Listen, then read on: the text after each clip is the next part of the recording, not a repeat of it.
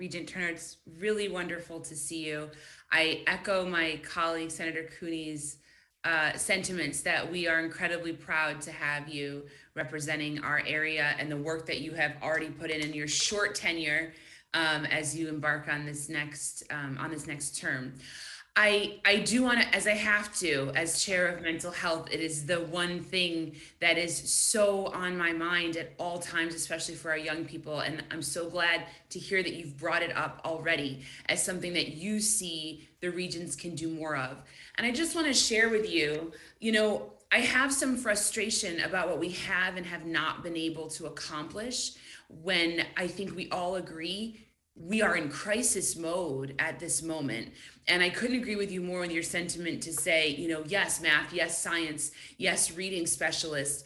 But if we are not dealing with underlying trauma, if we are not dealing with the violence some of these young kids face just walking to school, it doesn't matter how many algebra tutors you have, you are not going to find academic success for our young people. So can I push you to share more about what you think?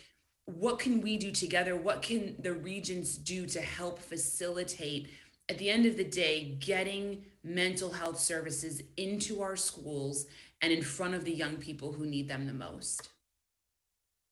Thank you, and I can speak personally to the work that I was able to do. I have a proven track record, right?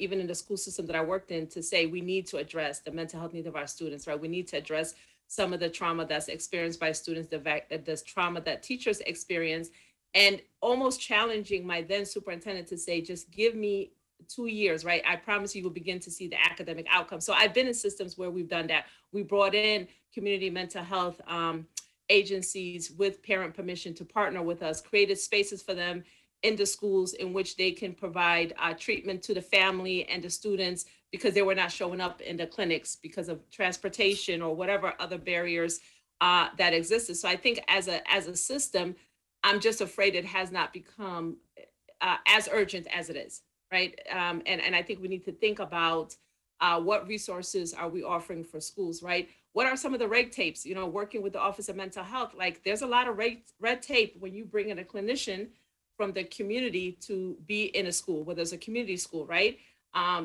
Guidelines around a certain requirement for space, just really unnecessary, I feel like, red tape that we need to begin, to address. I recognize I'm one person with colleagues of 16 other colleagues. And for me, it's very important. It's what I've done my whole entire life. I'm a practicing clinician now working with families experiencing mental health in the community. But I have to honestly say, I don't think we've gotten to a point where we've seen, the data is alarming. It's really alarming. And I agree, and I've got to be very honest, I don't sense the sense of urgency, right? And I think we're going to have to really be serious about that and really balance it and be revolutionary and look at schools that have been doing it well, right? So I think we have a lot of work to do in that. I'm absolutely committed to it. In whatever way that I can possibly influence that. And I think, even when I think about our student support department as part of the New York State Education Department, who does a lot of this work and support with schools, like we're beginning to grow that, right? We're beginning to recognize that they need experts on their team that could also help them begin to help schools, right, serve students better in terms of their mental health needs. Thank you, Regent. So I can count. It sounds like we can count on your continued commitment to whether it's cutting through red tape, working with other agencies to make sure that we actually make good on this promise to getting this help for students. I appreciate that. Yes.